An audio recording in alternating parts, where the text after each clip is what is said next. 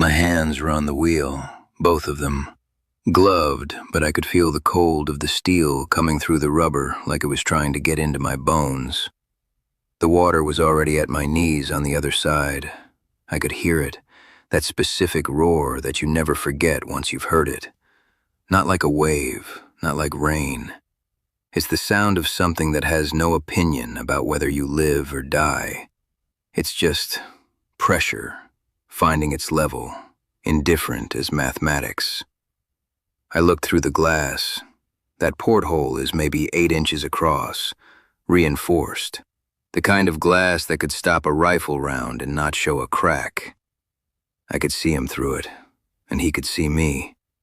10 feet, maybe 12. He was fighting the current, one hand on the conduit pipe that runs along the starboard bulkhead, pulling himself forward, his mouth open. I couldn't hear him. You can't hear anything through 6 inches of steel and laminated glass when the ocean is on the other side making that noise. But I could read it. I turned the wheel. It takes 7 full rotations to seat the dogs on that class of door. Each rotation is deliberate. Each one clicks. I counted them. Not because I needed to. I'd done it 1,000 times in drills. I counted because counting gave my hands something to report to my brain that wasn't what my eyes were seeing. 1, 2, 3. He was still moving, still coming. 4, 5. He reached the glass. 6. His hand went flat against it, palm out, the way you'd press your hand against a window to say goodbye to someone on a train platform. That specific gesture, that specific finality. 7. The wheel seated, the dogs locked. The seal was complete. I kept my hand on the wheel for 3 more seconds, just to be sure. That's in the protocol, too. Verify the seal, confirm the lock, move to the next action. That's what the protocol says. That's what I did. I need to take you somewhere before I tell you the rest of it. Because if I just give you the door and the glass and the hand on the glass, you'll think you understand something. And you won't. Not really. Not without understanding what it means to live and work 600 feet below the surface of the North Sea for 23 years. People on the surface have this idea of offshore work. They think about the money. And the money is real. I won't pretend it isn't. But money is what makes you apply for the job. It is not what keeps you there. What keeps you there is something harder to explain. It starts with the smell. Every rig, every installation I ever worked has its own smell, but they share a base note. Oil and ozone and recycled air, and the particular metallic cold that the steel gives off when it's been surrounded by deep water for a long time. You breathe it for the first 3 days, and you notice it. Then you stop noticing it. Then one day you're back on shore and you're in a shopping center or a garden or somewhere that smells of cut grass and petrol and normal human life. And something in you feels slightly wrong, slightly unmoored. And you realize the offshore smell has become the smell of home. The confined spaces are the other thing civilians don't understand. The corridors are narrow, the cabins are small, the noise is constant. Generators, pressure systems, the hum of the ballast pumps, the creak of steel under load. You can't get away from any of it. You learn to sleep inside it. You learn to think inside it. After a while, you stop being able to sleep properly without it. What this does, what it necessarily does, is it compresses everything. Every relationship, every irritation, every moment of comfort or humor or simple shared silence. When you live and work in that kind of proximity, under that kind of constant low-level pressure, the relationships you form are not like anything you form on the surface. They're not friendships in the ordinary sense. They're something more structural, more load-bearing. Connolly had been my shift partner for 11 years by the time it happened. 11 years. That's longer than most marriages last, longer than most people stay in any job. We'd been on the Meridian Alpha together for the last 4 of those years. A production platform on the Sleipner Field, Norwegian sector, fixed installation, 640 feet to the seabed. I want to be precise about Connolly because it matters. He was not a sentimental man. He was from County Antrim originally. Came to offshore work the same way most of us do, through a combination of necessity and a temperament that doesn't sit well with offices or supervisors, or the particular kind of slow suffocation that comes from doing something that doesn't require your full attention. He needed work that could actually use all of him. Offshore gave him that. He was methodical, precise. He had this habit when he was running a check sequence of narrating the steps just below his breath, not for anyone else's benefit, just his own, like a pilot running through a pre-flight. I'd worked next to that murmur for 11 years, and it had become as much a part of the background as the generator hum. Some nights when everything was quiet, I'd listen to it without meaning to and find it settling. The sound of a man doing his job properly in the dark. We didn't talk much about personal things. That's not unusual down there. You know the broad facts of a man's life. His kids' names, what football team he supports, what he drinks when he's on shore, the shape of the big things. The texture of daily company fills in the rest. You don't need to have long conversations about feelings to know someone's character down to the grain of it. 11 years of watching a man under pressure tells you everything you could ever need to know. He was the most reliable person I have ever worked with. Not reliable in a passive sense, in an active sense. In the sense that in any situation, any equipment failure, any procedural anomaly, any moment when the job got complicated and the margin for error shrank, Connolly was the person your eyes went to first. Not to be told what to do, just to confirm that someone else had also read the room correctly and was already moving. That's the kind of person you don't replace.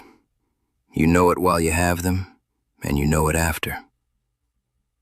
The sound it made was not what you'd expect. People imagine that a catastrophic structural failure at depth sounds like an explosion, like something cinematic, like the noise of disaster as it's been designed for an audience. It doesn't. What I heard, and I have tried many times to describe this accurately because I think precision matters here. What I heard was more like a groan, a deep, resonant, almost geological sound. The sound of something that had been holding for a very long time, deciding at a molecular level that it was finished holding. It lasted maybe 4 seconds. Then the lights went out. Not dim, out. Total darkness for about 2 seconds before the emergency systems engaged and the red lights came on. Emergency lighting is designed to be sufficient for navigation and task completion. It is not designed to be comfortable. It turns everything the color of old blood, and it flattens depth perception in a way that makes familiar spaces feel suddenly wrong. I'd run drills in emergency lighting dozens of times. It still hit me in the stomach every time. The water came from 2 directions simultaneously, which told me something immediately about the nature of the breach. A single point failure comes from one direction.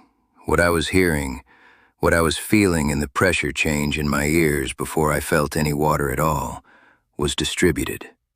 Multiple points of ingress. Which meant the breach wasn't a seal failure or a pipe rupture. It was structural, the platform itself. In training, they described the temperature of North Sea water at depth as incapacitating. They use that word specifically because it is technically accurate and because it doesn't invite you to imagine it properly. Let me do better than that. It's roughly 4 degrees Celsius at the seabed. By the time it moves through the platform systems and reaches the inhabited spaces, it might be 7 or 8. What 7 degrees of seawater does when it hits your body in volume is not cold in any ordinary sense of the word. It's a shock that exists somewhere between pain and system override. Your body stops taking requests from your brain for a second or two. Just stops. Refuses to process input or produce output. It's the closest thing to a full system crash that a human being can experience and still recover from. I went down, not because I chose to, because the water hit me, and my legs simply were not available for approximately 2 seconds. When they came back, I was already moving. I won't claim it was courage, it was training. 23 years of procedure becoming reflex. The alarm had been sounding since the lights went out, the specific triple tone that means abandon station and proceed to muster, which in the event of flooding means proceed to the nearest pressure-tight safe zone by the fastest available route. I knew where I was. I knew where the nearest safe zone was. I knew the route. I also knew that Connolly had been at the far end of the same corridor when the breach happened. I processed that information, noted it, and I moved. The corridor between my station and the bulkhead door was 42 meters. I know because I'd walked it twice a day for 4 years. In normal conditions, it takes about 40 seconds at a working pace.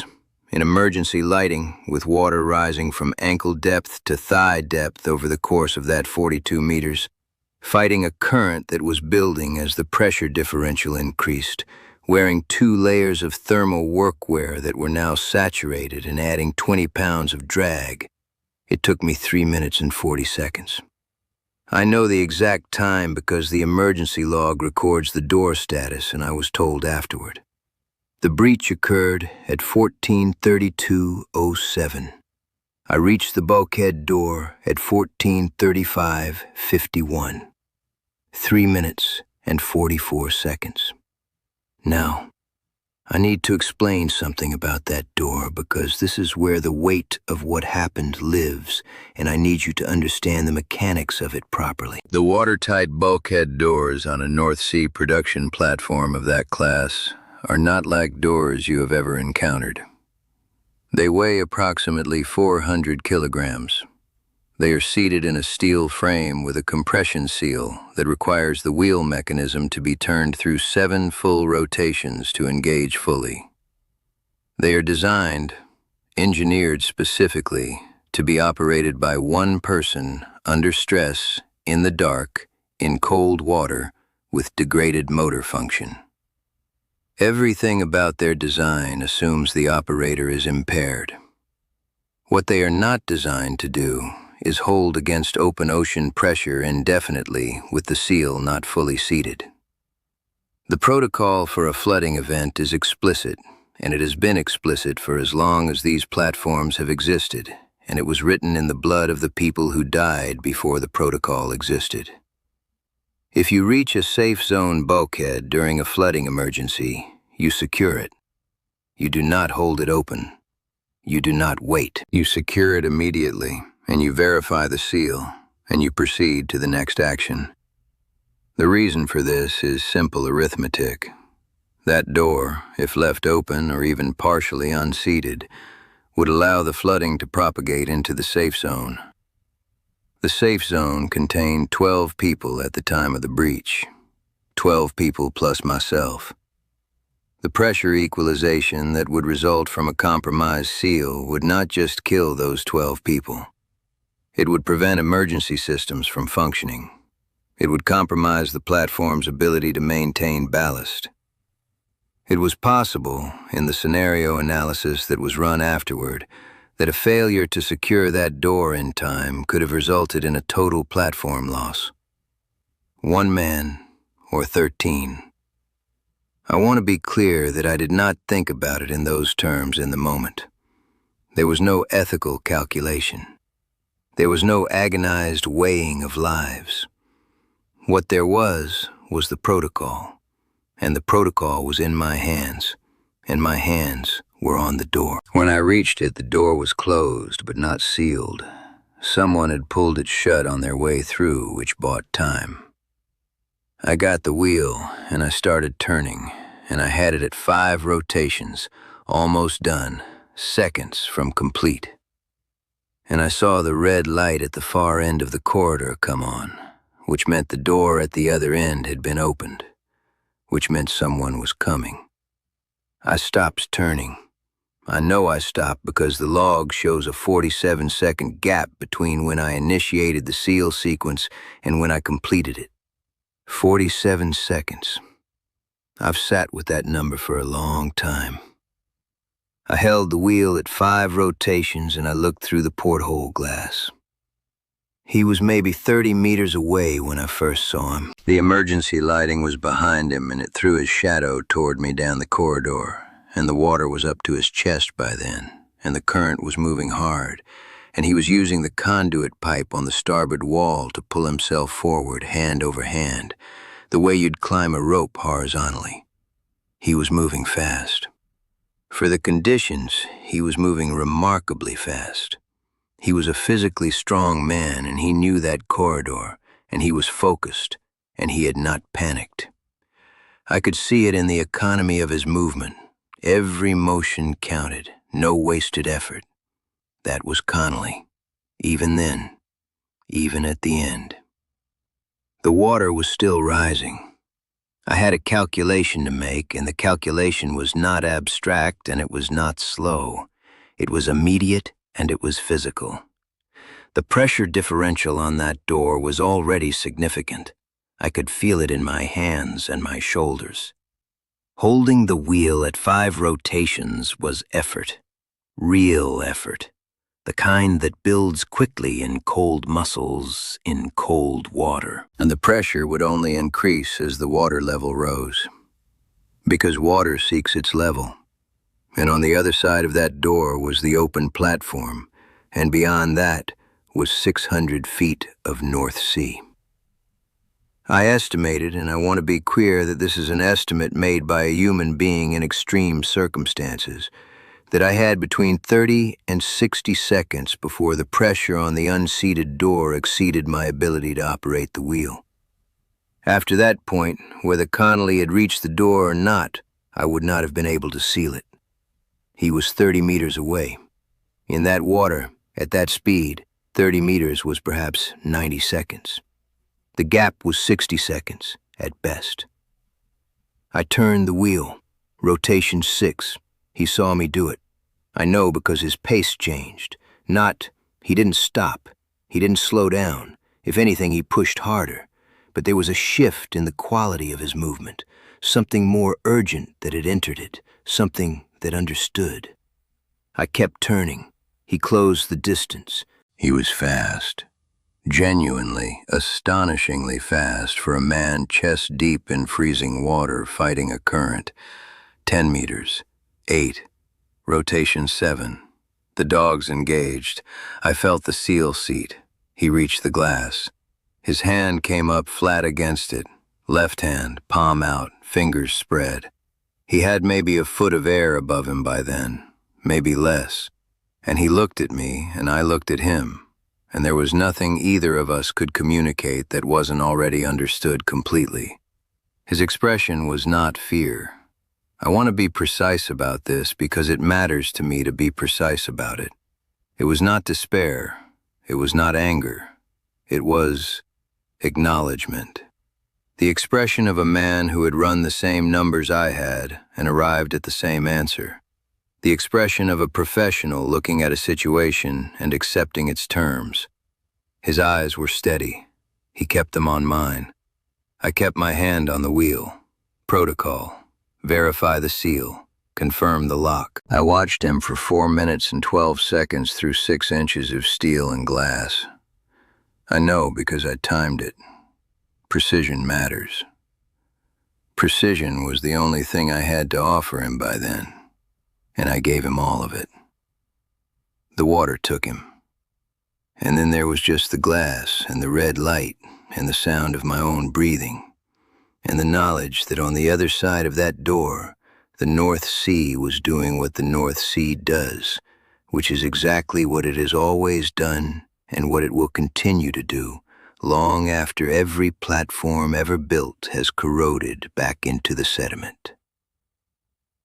We were on the surface 11 hours later.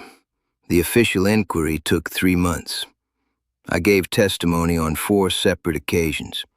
The investigators were thorough and professional, and their conclusion was, in their language, that the actions taken by the senior operator in sealing the watertight bulkhead in accordance with emergency protocol prevented the loss of the installation and the deaths of 12 crew members. They used the word exemplary. They recommended a commendation. I didn't attend the ceremony. The company sent flowers to Connolly's family. I drove to County Antrim on a Tuesday in March, and I sat in his mother's kitchen and drank tea. And we didn't talk about what happened, because there's nothing to say about what happened that isn't already known. He was doing his job. I was doing mine. The sea was doing what the sea does. That's not a comfortable thought. I'm not offering it as a comfort. People ask me sometimes, people who know the outline of the story. They want to know if I see it when I sleep, if his face is there in the dark. And the honest answer is that it's not the sleep that gets me. Sleep is fine. Sleep has always been fine. It's doors. Not in any dramatic sense. I don't freeze. I don't have episodes. I just notice them. Every heavy door. Every door with a wheel mechanism, every door with a small window set into it. I notice the weight of them. I notice the way they seal. I notice whether I could hold them against pressure if I had to. It becomes a habit after a while, just an awareness. The way a carpenter always notices the joinery in a room. The way a structural engineer always looks up at the ceiling and reads the load distribution. You know things the way you know them, and the knowing doesn't leave you. What I know is this. The deep sea is not a place that accommodates sentiment. It never has been. The men who work there understand this in a way that doesn't translate to the surface, and most of them don't try to translate it. You do your job. You follow the procedure. You bring as many people home as the situation allows. And sometimes the situation allows you to bring 12, and one stays behind. And you carry that. Not loudly, not in a way that requires management or explanation or anything from anyone else. You carry it the way you'd carry anything heavy over a long distance. You adjust your posture. You keep moving. You don't put it down because putting it down is not one of the available options. His hand on the glass. Left hand, palm out, fingers spread. I've had 19 years to decide what it meant. I think it meant that he understood. I think it meant that he knew I had done what the job required, and he was not forgiving me because there was nothing to forgive. He was confirming that we were both professionals to the end, that the work had been done correctly, that the numbers had come out the way the numbers had to come out. That's what I believe. On the days when believing something is available to me. The other days I just notice the doors.